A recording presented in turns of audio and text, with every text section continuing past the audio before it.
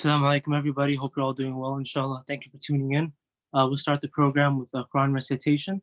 I've specifically chosen to recite from Surah Yasin tonight. And then afterwards, Brother Shabir will take over as he hosts the program with our special guest, Hajj Hassanain Rajabali. Please recite Salawat ala Muhammad wa Ali Muhammad.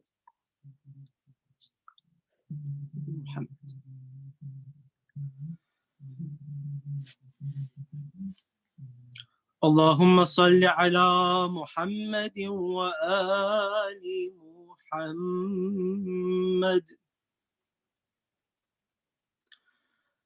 أعوذ بالله من الشيطان الرجيم.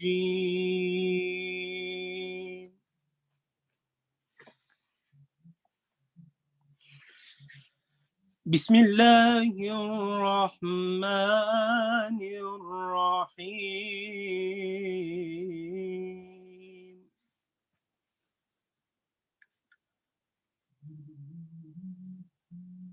ياسين والقرآن الحكيم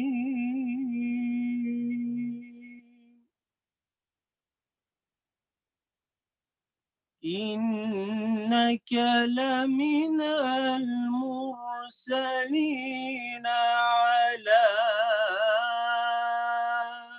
صراط مستقيم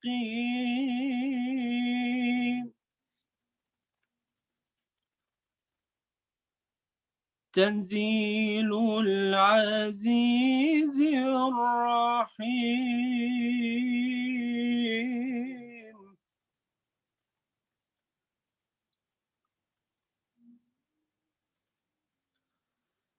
لتنذر قوما ما أنذر آباؤهم فهم غافلون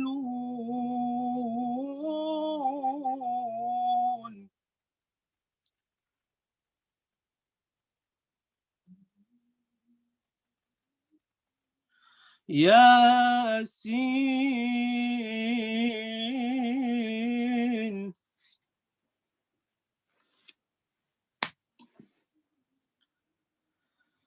والقرآن الحكيم إنك لمن المرسلين على صراط مستقيم تنزيل العزيز الرحيم لتنذر قوما ما أنذر آباؤهم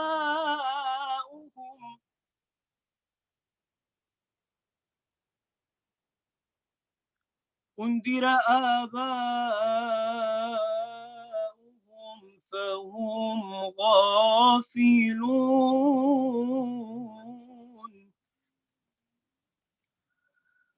لقد حق القول على أكثرهم فهم لا يؤمنون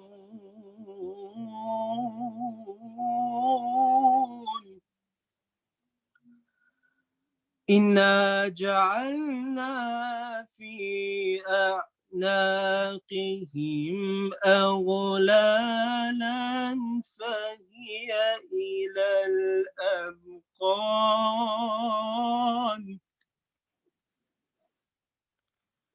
فهي إلى الأذقان فهم مقمحون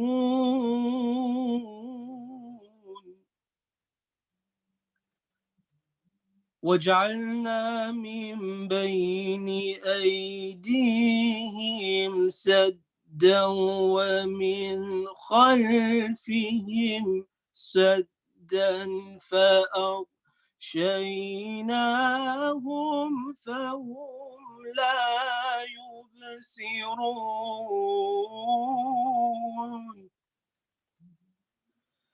فأغشيناهم فهم لا يبصرون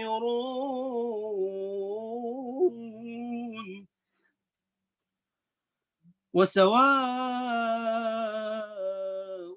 عليهم أأنذرتهم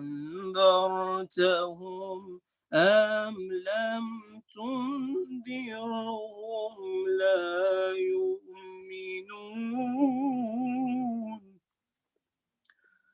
إنما تنذر من اتبع الذكر وخشي الرحمن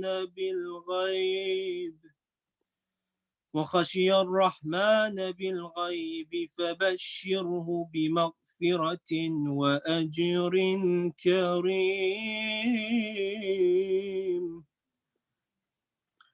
إنا نحن نحيي الموتى ونكتب ما قدموا وآثارهم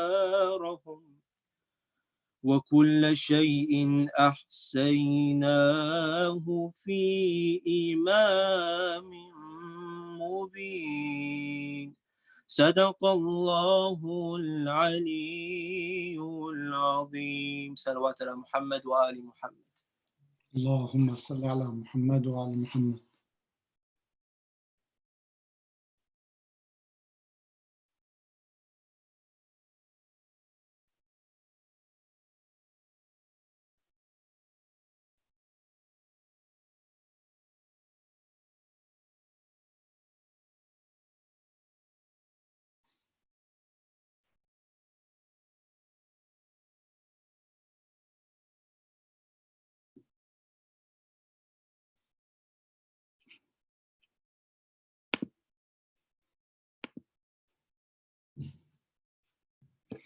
Assalamu alaikum. Thank you for joining us, Hajj Hassanain. Can you hear me? Yes, I can hear you. How are you? How's everything? Nice to finally see you. Alhamdulillah, good to see you too. We did this thing online where we said if you have any questions for Hajj Hassanain, ask. And one person wrote down, how come he still looks 32 for the past 10 years? It's all the special effects filters. Is it the water from Dearborn? It can't be Flint. It's my relationship with good people like you and Hussein. One of my friends works at the camp at your Wise Academy, Sheikh Bassett. Yeah, Sheikh Basel, yeah, he's excellent. He's one of our teachers. Yeah, he's one of my really close friends. I found that he works there a couple of months ago. Yeah, he's very good. He's an excellent brother. How's We're everything? very blessed to have him. How's everything? Everything's good, alhamdulillah? All good, alhamdulillah. How's the school going? Are you guys teaching online now, or? Yeah, so we're doing online classes, yeah. Is it more difficult? No, it's been excellent. We just have to innovate and get used to it, but it's all good. Okay. Alhamdulillah. So thank you for joining us here. We wanted to ask you if you can give advice to the youth that are watching, and what do you suggest people do with their time currently? And psychologically, it's hard for certain people to sit home and just stay home all day, read a book or pray namaz and so on and so forth. Right. So, what's your suggestion as far as that? And then we'll play a game called Kahoot. And then the winner is going to win Haq Shifa. We'll mail that out to them as well. Alhamdulillah. Give a shout out to the Minnesota Mosque for sponsoring tonight's program. Alhamdulillah. Well, there's a lot to advise. But in these difficult times, we tend to become more aware of what our options are in life and why things happen the way they do. And with this pandemic, because life is not quote unquote normal, we have these responsibilities. I wish to keep safe, to keep a distance so that we don't get ill. And of course, life is very precious. And in the house, everybody's in the home now, which is a big blessing in some ways, because we usually always complain that we're very busy and we don't give enough time to our families.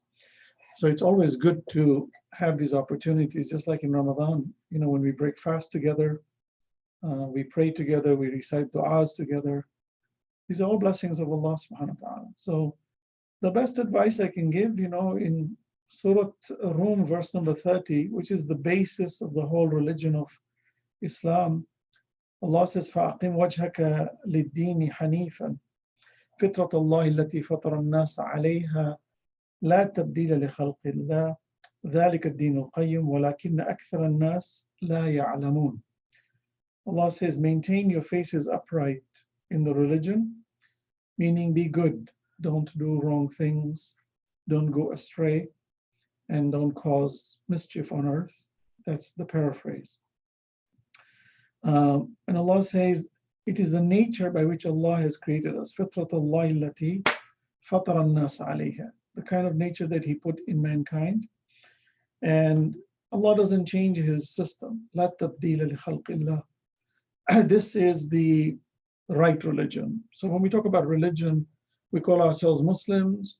Then the right religion is to keep our faces upright. It's extremely important. Having said that, Allah says that most people don't know, لَكِنَّ أَكْثَرَ النَّاسِ, because لَا يَعْلَمُونَ, in the sense that most of mankind does not know, because they feel that, maybe God doesn't exist. They feel that maybe religion is not important. They feel that maybe the religion is confusing.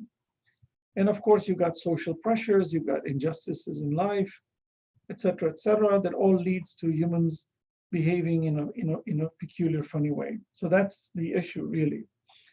And the reason kids go astray when they become adults, especially, is because as adults, those of us who are parents and community leaders and members, we don't send consistent messages to our children, in the right way.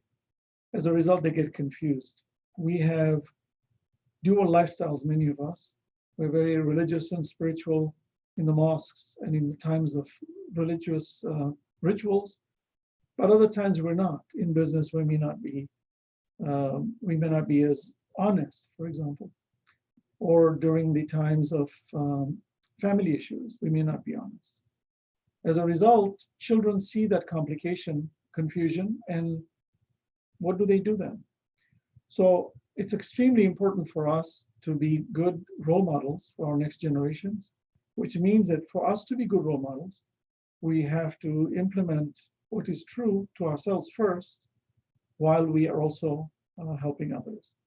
So the best advice I can give to our young brothers and sisters is take advantage of your age, because you have a lot of potential with time, and life is just unfolding. You're just a flower that's budding. But take a lesson from those who are older. Take a lesson from those who die, and notice that death does not discriminate. It takes the life of a child, as well as an adult, as well as a very old person.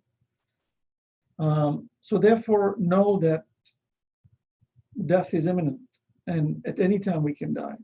So we don't want to delay our desire to be good. We don't want to delay our efforts to be a good person.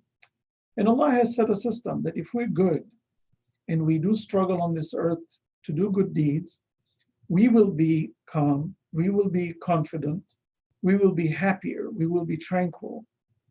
And those who indulge in evil acts tend to be very, very agitated. They tend to be very stressed. They tend to be very hard to deal with. So do good deeds, do good deeds and understand that, one second here. Do good deeds and understand that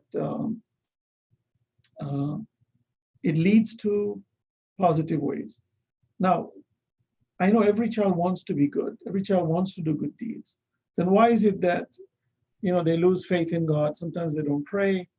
Parents have to push their children to constantly pray. It's because children don't see the vision. We don't spell it out properly. We are not good role models to them.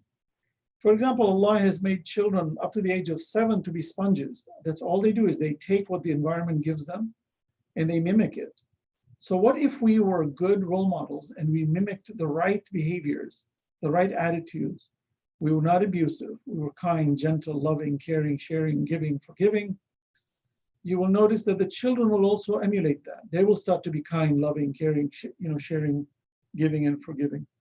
But sometimes in societies, unfortunately, we don't practice that. So children learn the art of deceit. They learn the art of bullying. They learn the art of lying, because as adults, people do that. And if we were to give them that good role model relationship, I think our kids would definitely grow up better. So my advice to the young generation is, look at the future, look at the old person, know that one day you will become old. When you go to the graveyard, know that one day you will be there, whether it's that grave or somewhere else, because that's just by design. There's no human being on earth that can deny the fact that death is imminent. And if you understand that, then I think you will start to see the urgency of doing good deeds. I believe when children indulge in whatever they indulge in, it's because they have that vision that they want. They may want a toy, they may want to be with their friends, they want to be the cool person in the group. Well, why do they want to do that? It's because they have a vision of that. They want to be athletes because they have a vision of that. They want to be good looking because they have a vision of that. They want to be wealthy because they have a vision of that. Those are all good visions, but the greatest vision is being an upright, good person. فَأَقِمْ وَجْهَكَ لِلدِّينِ حَنِيفًا فِطْرَةَ اللَّهِ الَّتِي فَطَرَ النَّاسَ عَلَيْهَا. And you notice that kids who get involved in drugs and abuse is because they're angry. Somebody's abusing them, somebody's angry, the house is angry, one of the parents or both parents are misbehaving in the house, siblings may be misbehaving, you get frustrated, you get stressed, especially now when you look at the way things are working now, you will see that there's a lot of stress. People are committing suicide, there's a lot of stress. And as a result of that, you find that because of this pandemic, and when do we manage such stress? When we have a vision, when we understand Allah, because then patience becomes easy. And we understand that around the corner is good news, and Allah has promised us that. So that's the main advice I would give. So this, because there's a lot of time spent at home right now, I feel like there's a lot of other stuff you can do as well. Like for example, I was speaking to one of my friends in Canada. He said his daughters are learning how to cook since they're home all day. So the mom is teaching the daughters how to cook and how to do the stuff that we usually don't have time throughout the whole year. Everyone's always busy and we're always eating out. Right. It's like taking advantage of, the family quality time. And, based on what you said, once you take the time to spend with your family, the fear of Allah gets built in there too, because since you're respecting your mother, since you're respecting your father, it kind of trickles down the line. And one of the reasons I like you a lot as a scholar, as a speaker, is you quote the Quran a lot, and there's not a lot of people, in the Ahlul Bayt school of thought, scholars, so on and so forth, that do the Quran is mostly hadith. So we really look into it. And sometimes when I message you, send me, instead of giving me an answer, you send me a quote of the Quran. You along with brother Mazal Khalfan from Sijni, Yes. Whenever we're talking, he always just sends me a verse of the Quran. I'm like, bro, which tafsir am I looking at today, Right. So I got to look at, before you guys send the verse of the Quran, we got to see which tafsir we got to look at to understand it properly, which is Right. great, And we need to remind each other, with the book of Allah, we need to remind each other. And we do lack that, and it feels great. Sometimes I just want to message you to see what verse you're going to throw at me that day, see how you're feeling. Alhamdulillah. So with Ramadan coming, I'm pretty sure everyone's going to be a little more closer to Allah subhanahu wa ta'ala, especially spending the time, maybe reciting the Quran and maybe finishing it. This might be the first time ever in the history we can have all the Muslims finish the Quran by the end of Ramadan. Yeah, and not necessarily finish. My advice is you don't have to finish the Quran. I don't think that's really an accomplishment necessarily. Accomplishment is not only to finish Quran if you can, but to ponder on a surah, to ponder on a set of verses, to try to look at them, to understand them, and to try to absorb it and implement it in action. Allah in Quran says, "Inna hadha al-Quran yahdi lillati hiya aqwam." ويبشر المؤمنين الذين يعملون الصالحات أن لهم أجرا كبيرا. This Quran guides you to that which is most upright. So give good news to the believers who do good deeds. The Quran is saying is if you take these lessons from the Quran and you apply it You take one verse and that becomes your motto, that becomes your lifestyle, that becomes your direction. That to me is greater accomplishment than just finishing the Quran. You know, reflecting on the Quran to doing, in other words, doing tadabbur of Quran is very, very important. Remember, hifz of Quran is very good. Memorization is excellent. We say in the dua, walzam qalbi hifz kitabik, kama ta'allaman, the way Allah wants us to. So we want to do hifz of Quran. But don't forget that if you don't understand the gist of the Quran, then the memorization actually doesn't do much. In fact, there were some in Karbala on the opposite side who killed Imam Hussein alayhi salam, who are Huffaz, who had memorized the Quran. So what good does it do for people who've memorized the Quran and they're enemies of Ahlul Bayt, enemies of the Prophet, enemies of Allah? I mean, in other words, they've taken the book of Allah to abuse it. So my advice is read it, reflect on it, talk about it, apply it, and look at it on a daily basis. And what the Quran will do, as Imam Ali alayhi salam says, is that it will talk back to you and it will guide you to do more. That's the advice I give. I think it was Imam Sajjad that said that if I'm left alone in the whole world and I have the Quran, that's all I need. Yeah. So But look how ignored it is as a book. Yeah. The Muslim world has ignored it for many reasons. One, we're too busy with other things. We're in survival mode. Two, the scholars are not necessarily presenting. And I include myself in this. Maybe we need to do a better job, definitely, in presenting the Quran to the public. Today, with media, technology, strategies that we have 1,000 ways of teaching Quran to our next generations and our adults. And I think we need to be innovative and bring that fervor into it. Because I'm very scared to be that statistic on Judgment Day when the Messenger of Allah subhanahu wa ta'ala sallallahu alayhi wa sallam will complain that his community ignored the Quran. And those are the two heavy things left behind. I remember, was it 2 years ago, we had Sheikh Muhammad al-Hilli in Albany. Right. And it was during the month of Ramadan, and we had Zuhair came up at that time to Albany as well. Right. So Sheikh Hilli would end his lectures 15 minutes before Maghrib, and would do Quran 15 minutes right until Maghrib and then do Adhan. And we had the old board at the mosque at the time, which approved it. And it worked out great. Everyone got to sit down and listen to the Quran, 15 minutes right before iftar and everything. Where I think, sometimes our community leaders lack that. We're more mesmerized about Noha reciters than we are about Quran reciters. Quran is like the beginning to warm up the program for everybody instead of actually being the whole of the program. Right. Which I think we can learn a lot from our Sunni brothers when it comes to that department of Quran and stuff like that. But bear in mind that, we can also ignite a lot of spirit through the Quran, as I said, to be innovative. But if you look at the du'as that we recite, the hadith that we recite, the nohas that we recite, why are they so popular?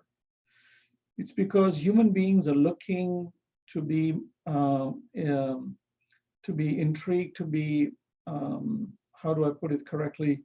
We're looking to have our hearts touched, in simple terms. We want to feel touched, in our hearts. And eulogies, du'as, and nohas, because of their rhythmic style, they tend to make us more, ignited in our hearts. We tend to become very emotional about it. So nohas sort of make us cry. And what I'm saying is that the Quran can do, much more than that. It's how we present it. But that's not to say that nohas and du'as and these are not good. No, they're excellent. We need them. I think one of the things that we, our leaders in the world, in the school of Ahlul Bayt, is our power of emotions. We're much more emotional and more indulgent in our spiritual fervor when we do recite than any other school of thought. Even among other religions, you will find that the followers of Ahlul Bayt are very connected with the heart, and that's beautiful. But if it doesn't translate into change, and if it doesn't translate into something substantive that we absorb, then it becomes more of a ritual, and that's not good. Rituals should take us to higher stages. So that's very important to understand. But you're right. Many a times we say we'll start Quran for 3 minutes and then we'll do nawaz for 2 hours or 3 hours. I agree. Emphasis should be on the Quran, and then take the nawaz for even 10 hours, no problem. But we need to have programs that are much more catered and geared towards our children learning the Quran and being able to quote them, to be able to utilize it, and to be able to understand it. I agree with you. So this is Scholar Diary. So we got to open up a little bit of a chapter of Hajj Hassanain Rajabali. So not something I prepared you for, but I'm pretty sure, you have spoken about this on the minbar, on the podiums as well. What made you go into the line work that you're doing, the whole Wise Academy, the speaking, the giving lectures? I know you used to be at a Razia school, or you started a school program there, and that made you fall in love with the whole thing. So if you can talk to us about that and let us know what made you change your life to actually taking the path you're at now. Yeah, thank you for asking. Actually, I didn't plan it. Nature took me there. قُلْ جَاءَ الْحَقُّ وَزَهَقَ الْبَاطِلُ إِنَّ الْبَاطِلَ كَانَ زَهُوقًا. Truth prevails, falsehood, fails. Allah mentions this, in Surah Isra. So I think what happened for me was when I came to the US as a young child, I was examining, and I think Allah has blessed us all with the ability to recognize and to see and to make sense of things if we're observant. And since childhood, I was always quite observant, and I would evaluate things, my friendships, why people fight, why people love each other, etc., etc. And as life progressed, I was assessing myself. When I was in the university, I was assessing myself, that why am I here? Why has God given me this unique opportunity? Why has everybody not gotten this opportunity? A lot of people won't get the chance to do that. So the more I evaluated and the more I realized the gifts of God, the more I realized that I need to pay back, that I was convinced that I've been chosen by God, just like every human being, every insect, every creature is chosen. And if we realize that reality, then we respond. And I began to respond in small spurts. And I reached a stage where I made a pact to myself towards Allah subhanahu wa ta'ala that my obligation was to pay back fully. This ayah in the Quran, قُلْ إِنَّ صَلَاتِي وَنُسُكِي وَمَحْيَايَ وَمَمَاتِي لِلَّهِ رَبِّ الْعَالَمِينَ. My prayer, my sacrifice, my life, my death are all for Allah, complete. When Allah says, إِنَّ اللَّهَ اشْتَرَىٰ مِنَ الْمُؤْمِنِينَ, Allah has purchased from the believers themselves. I felt that was necessary, because there is no way in my existence eternally I will ever pay back Allah. If I was to exist on this earth eternally, I cannot pay back Allah. Impossible. If I was to die 1,000,000 times and come back on earth and be born again, I cannot pay back Allah. Impossible. So the least I can do is to do something to help humanity. And one thought that came in my mind was, I've made mistakes when I was younger in life. How do I fix that? Well, you realize that you cannot. It's already past. It's permanently fixed in the system of time. And something in my heart told me, but you can go forward, right? There's a saying, they say the windshield of a car is bigger on the front than the rear view, is because the front view, seeing the future, is more important than the rear view. So, in other words, the future is more important than the past. Past becomes your rear view mirror. So you take that as a lesson, but it's the future that counts. And I realized that for me to really fix myself for the better, then take a child and prevent them from going astray. Guide them, be a role model for them, serve humanity, because that's actually you being born again 1,000 times. So that was easy. And Allah showed me what to do. So, I'm an avid skier. I love water skiing. I do, camping. I do all kinds of things. I'm a tennis player. swimmer, etc. So when I would take the youth on these trips, you could see that their eyes light up. They become very subservient to Allah. And they see you as a role model, through sports, through fun, quote unquote. So Allah showed me that this is the way. Do things, invite them. Invite others to the way of your Lord, with wisdom and with good exhortation. Means do something right, do it good, be attractive. So, and use sound argumentation. Don't belittle people. Be wise in your arguments. Convince people for the truth. And if they don't accept it, leave them alone. And that has been my paradigm in life. And Allah has taken me to where I am today. It's not my wisdom. It's not my genius. It's not my intelligence. It's Allah taking me there. It's Allah showing me that this is what you need to do. And Allah shows all of us, Allah guides all of us. So, wise formed because it was the guidance from Allah subhanahu wa ta'ala. But when Allah guides us, we have to commit 24/7. We cannot do it half-heartedly. We cannot do it to get fame or to gain money. People accuse us, oh, this is all for money and so on. If it's for Allah to make money, yes, we're in it for it. Because we need to spend money to save the poor and the needy and the orphans. But it's not for money. It's for the pleasure of Allah. And we will continue to do it simply because we cannot pay back. When you that's Allah and you fear Allah, it doesn't matter what people say. You don't look in your rear view. Yeah. You do what you have to do and you continue to go. And Allah subhanahu wa ta'ala blesses. I always say, if Allah has your back, nobody else matters, Exactly. إن ينصركم الله فلا غالب لكم وإن يخذلكم فمن الذي ينصركم من بعد. When God helps you, no one can defeat you. And if He doesn't help you, then who will? Yeah.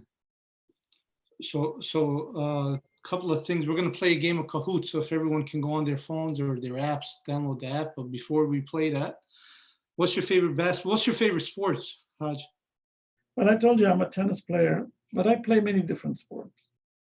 So tennis is good, swimming is good. What about watching? What about what? Watching sports. You like the Knicks? Or you like any other?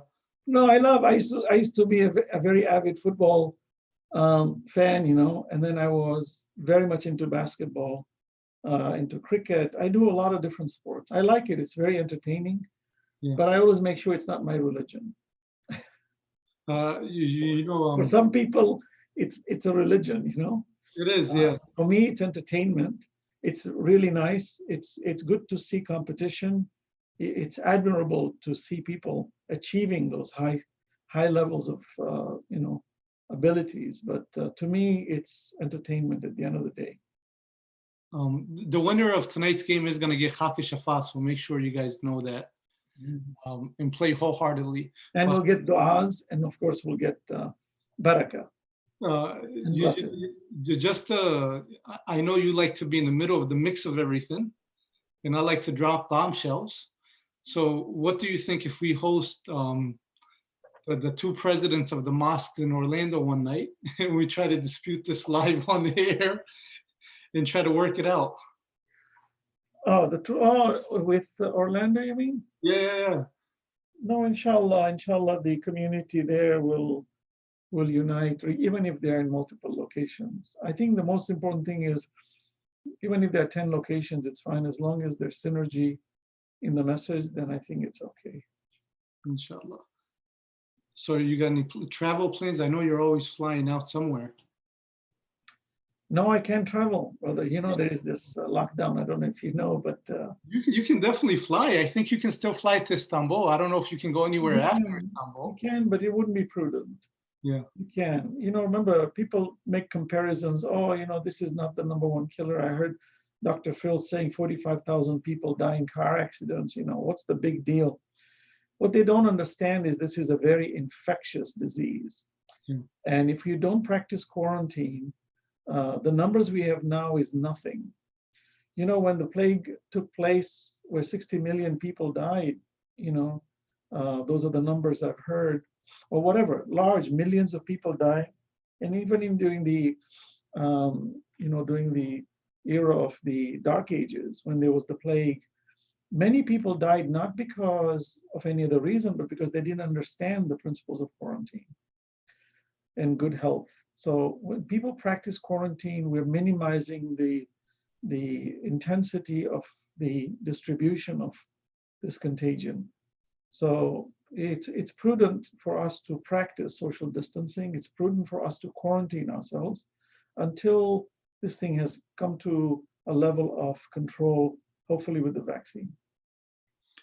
Inshallah. And there's a lot of Middle Eastern people that live in Dearborn, so I don't know if they know how to follow the laws or not, because, you know. They do quite a few, alhamdulillah, they do.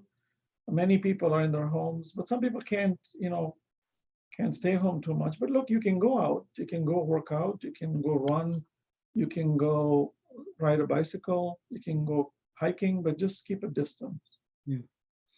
All right, so should we start the game? I think we got 97, 98, so we'll start the game now. So, Okay. Jafariya Sports, let's start this puppy. Let's see. So what am I going to read the question, or how is that going to be? Just talk about it. I guess which month consists in the birth of Yeah, which month coincides with the birth so of the 12th Imam? which was like 2 weeks ago, not even, or Right. a half ago. So I'm pretty So sure. I should not give the answers, right? You shouldn't give the answers, but you can give them hints if you want. If they You cannot give the answers, but the hint is it's very close to this month. And it's not April. Let's see. The Islamic calendar has a weird history behind it.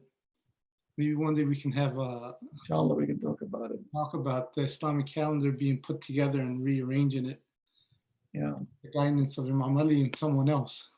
right. So So there's 12 seconds to finish. Give the answer. Isn't it too long? 12 seconds? I mean, 20 seconds? You should give them 5 seconds. 5 seconds? No, man. There's a lag in between the internet and the satellite, and Imam is a monster. Okay. So the score is question number 2. Which Quranic surah translates to the pen? This should be universal, I think. I hope everybody gets it. Anything in The Gujarati, first thing Allah commanded us was to read, and the second command in the Quran was for us to write with the pen. not a pencil. Well, it in principle, it's the same thing. In principle, writing. So you're giving what, 30 seconds is it for answering? I think 30 seconds, yeah. Okay, good.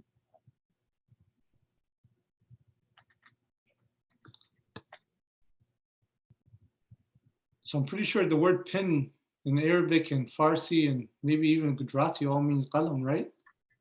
That's right. Uh-huh. Universal. Oh, I got 100%. Okay, that's good. All right, next question. Which Islamic Hijri year are we currently in? That's a good question. Starting off pretty easy, you know. We'll see. It gets a little more difficult. Also, you're giving almost 60 seconds of. We're hoping people don't Google it, you know. Well, they will.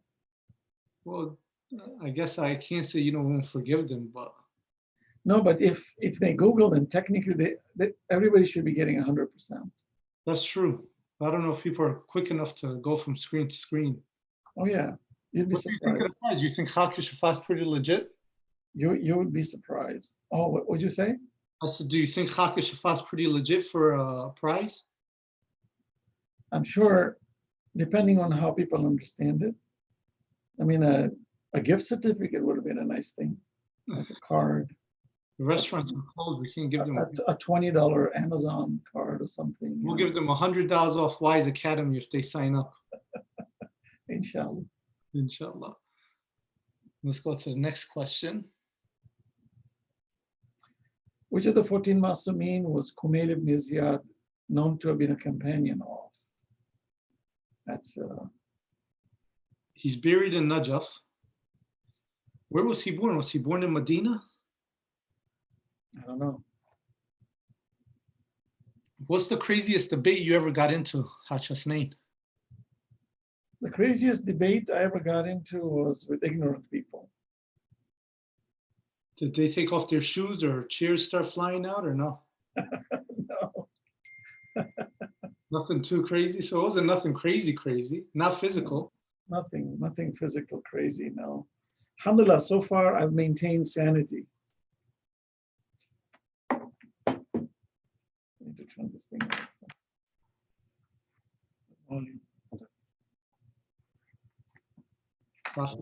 Okay, good. Prophet Muhammad and Imam Ali. Let's go to the next question. This has to be your favorite. I think this is everyone's favorite. Of course. What is the name of the hadith of the two weighty things? Quran and Ahlul Bayt, the Prophet left. Inni tarikun.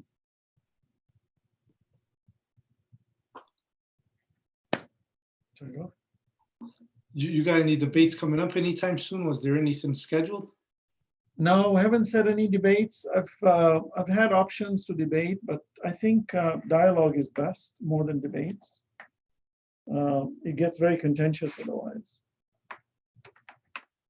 You know? Do you ever go into any of these dialogues or debates and you're like, yeah, I don't know what the hell I got myself into until you get there and you're like, okay, I can handle this. Yeah, but usually when you get into dialogue and debates, it's because you want to convince the audience your position. It's nice because you also get to learn things that you didn't know in a debate. What's the advice you can give the audience that's Don't listening? debate people for the sake of debate. Debate people for the sake of promoting the truth. But if you find it's not going anywhere, then move on.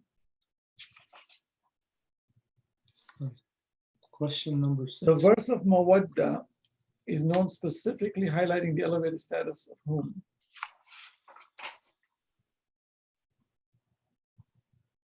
The verse of Mawadda. I'm pretty sure you know the verse by heart or no? Yeah, قُلْ لَا أَسْأَلُكُمْ عَلَيْهِ أَجْرًا إِلَّا الْمَوَدَّةَ فِي الْقُرْبَى.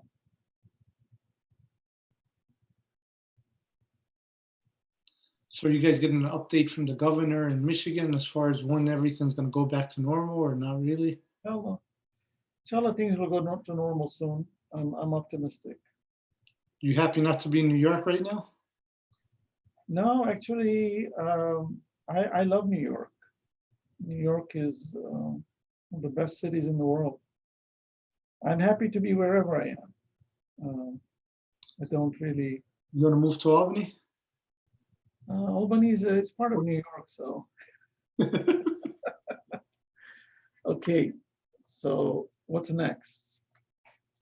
According to the Quran specifically, how many different time periods in a day have been prescribed for prayer? That's a good question. That's something a lot of people differ on, you know? Right. Maybe we can do a quiz tomorrow about what verse it is that narrows it down to the prayer time. Yeah. Hint is the 17th chapter of the Quran. There, Hajj Hassanain is giving up the clues left and right, so. No, 17th chapter. You'd have to read it. Just That's pretty long. I mean, good luck if you can do it in 20 seconds. We should do breaks in between. Maybe let them go read the chapter. We'll get more sawab. So 17th chapter, by the way, Surah Isra. If you want to meet the Imam, read that Surah 17. And it's 3. So there we go. There we have the answer for that. Correct. Quran mentions 3 periods, not 5. Which mausoleum and city combination is not correct?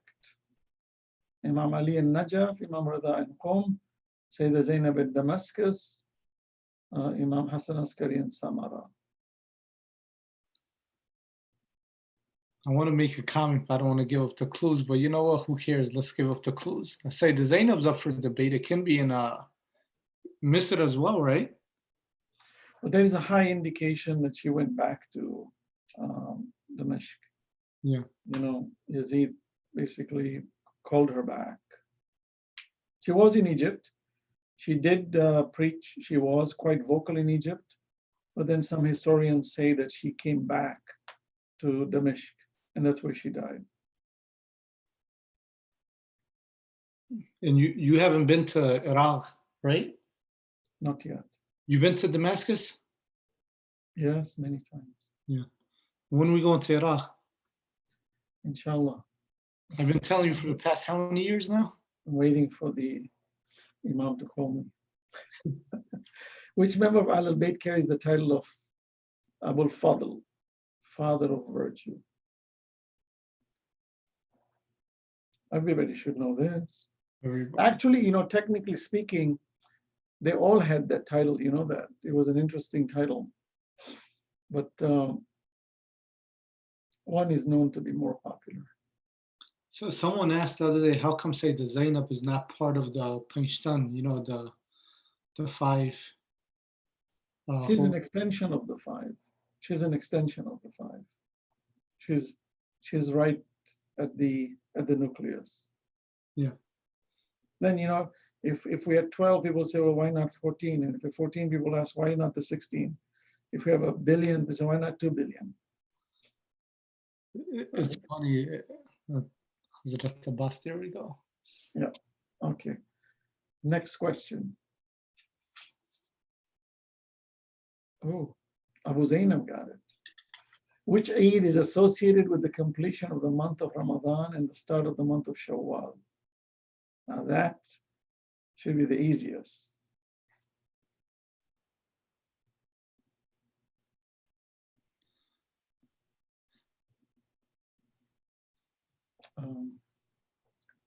I hope they get this right. Yeah. If not, we're going to send them we're going to have their parents sponsored and go to. So at the Wise Academy, do you guys just do Islamic and non-Islamic, or is it, how does it work? Like, I never really looked into it, to be honest with you. Islamic, what did you say? Islamic what? So do you guys have time that you teach them about the Imams and Quran and stuff like that, or is it just strictly Western educational? I didn't know education originated from the West, but no, we teach all kinds of information, spiritual as well as secular. We do both. There's a question that says Hajj was the first session. No one asked you about the coming of Imam Zaman with the Yes. coronavirus. Alhamdulillah. I think they're Oh, there's a lot to talk about it. I strongly believe that the coming is around the corner, but Allahu Alam. Which dua did Imam Ali advise Kumair to recite on each Thursday Eve at least once a month? This is common. Hint, the name is in the dua. We had to make it easy. Alhamdulillah. Allah makes life easy. Allah says, وَمَا جَعْلَ عَلَيْكُمْ فِي الدِّينِ مِنْ حَرَجٍ. We didn't make religion difficult for you.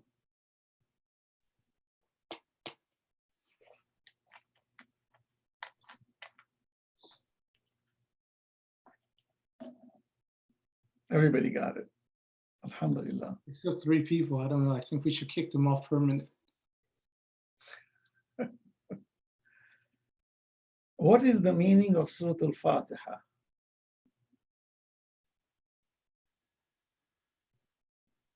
You should get 100%.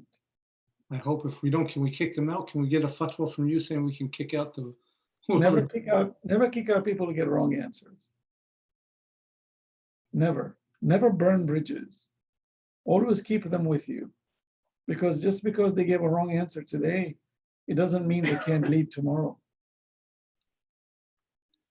I hope all the Sunday school teachers are listening to this. If not, you will advise them. So tell us, what makes you think the signs of the coming is nearby? Look around. There's a lot. And inshallah, good news. 4 people.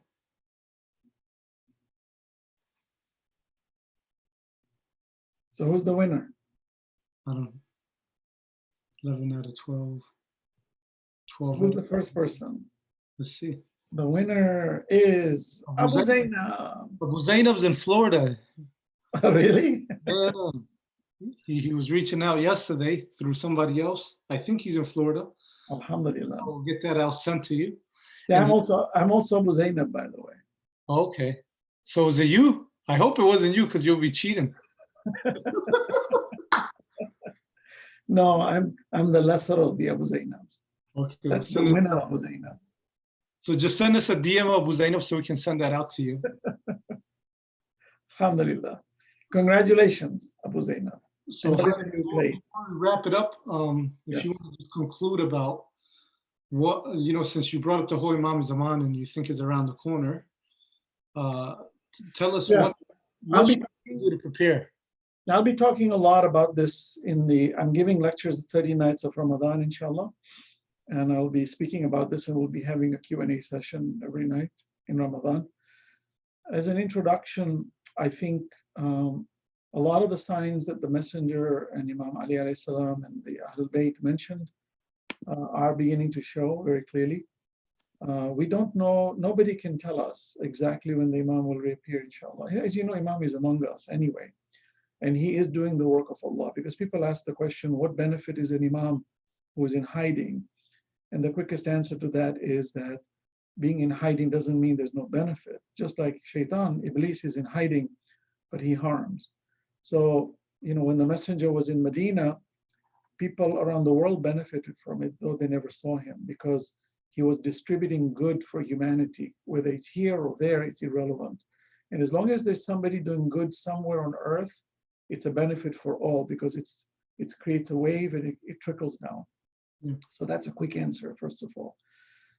Some of the signs, as we say, is the global village, the globalization of Earth as one, where the world comes as one community in ummatan wahida.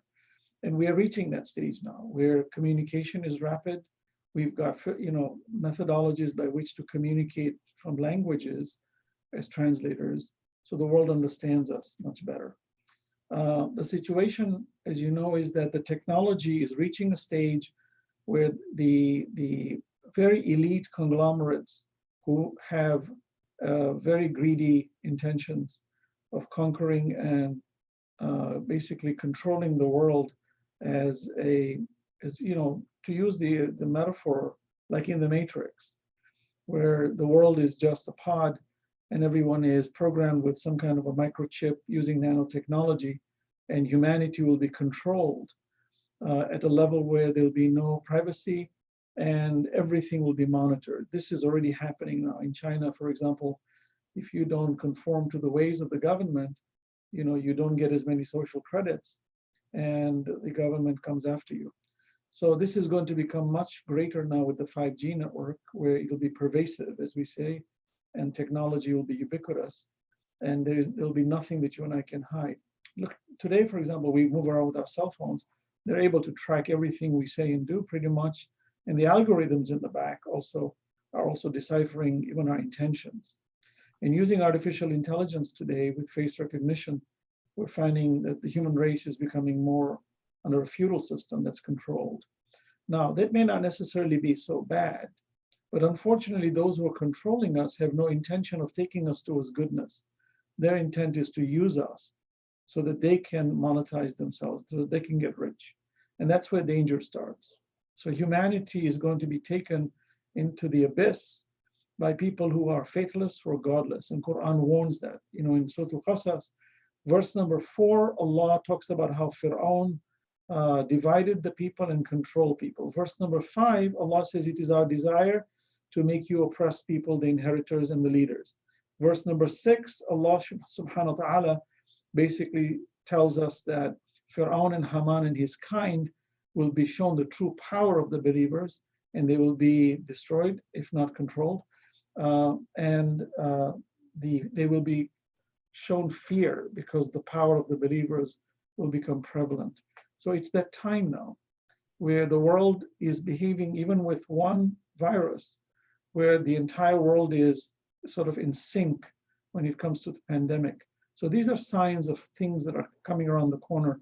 And of course, the center of the Haramain, which is Mecca and Medina, there's lots of hadith that I read many, many years back, where there will be a king whose name will be Abdullah, who will die. And soon after that, there will be chaos within the family, and the family will break up. And that authority, which was placed by very evil people, the British Empire put the Saud family in power, and today they're indiscriminately killing, cutting people with bone saws, etc., and executing people. And the oppression level is so high, and they're pretending to represent Islam. ISIS, Al-Qaeda, they're all financed by these groups. So it's time that this should collapse. And I think the imminent demise of that is, it seems to be coming around the corner. Even oil pricing dropping, OPEC, not OPEC, but Aramco, putting itself on the stock market is evidence of it, its desire to put its crown jewel on the market, and it's not getting what it wants. And the price per barrel is dropping. Now, this may all go back up, of course. And what we're trying to say is that it's not about this, but these are some of the signs on a global scale where we're hoping that the true justice for humanity comes to fruition. Congress is so driven by a certain small group of people who want to bring Armageddon. They want to bring the return of Christ, and they're exacerbating situations in the Middle East, particularly Palestinian issues. And these are all designed to create chaos in that region. And nobody can bring order at the global level. No leader on earth today is capable of doing that, and to hit the very nerve that's causing all of this, except our living Imam. And we can feel it, we know it, and inshallah, we pray that it is soon in our lifetime for us to see it within this short period of time. So we'll talk about it, inshallah. During Ramadan, what time is it? And is it on the website? It'll be nightly after iftar, 9:30 p.m. after that. Okay. Yes. We'll advertise it, inshallah, on Enlight Media. Enlight.tv. We're still setting up all the technologies, but inshallah, we'll advertise it. We'll let you know. The question is, speak more about the technology, but we'll let that be on your show. This way we don't take everything away. So you gave a teaser. Thank you very much for being Allah here. bless you, Brother Shabir. Thank you. Thank you very much. Allah will host you in the future. Inshallah. Thank you for hosting this and doing this program. We need to do a lot more of these so that we can reach out to the world and invite them to the way of Allah, to become more spiritual, to become more submissive, and to become more grateful. And while we have this pandemic, people are dying. Some of our relatives are dying. We pray for their safety, but let's be vigilant and analyze this gift of God within us, so that when this pandemic does come, go away and we go back to our normal lives, that we are never the same. We're always better, inshallah. Inshallah. Bless you, inshallah. Bismillah ar-Rahman ar-Rahim. ربنا اغفر لنا ولإخواننا الذين سبقونا بالإيمان ولا تجعل في قلوبنا غلا للذين آمنوا ربنا إنك رؤوف رحيم وآخر دعوانا الحمد لله رب العالمين والسلام عليكم ورحمة الله وبركاته. Thank you. Walaikum assalam. Tune in tomorrow night for Sheikh Jihad Ismail is going to be live on the show, same time, 9:15 with Quran, and then we'll start the program. Thank you very much. We'll speak to you soon. Thank you so much, inshallah.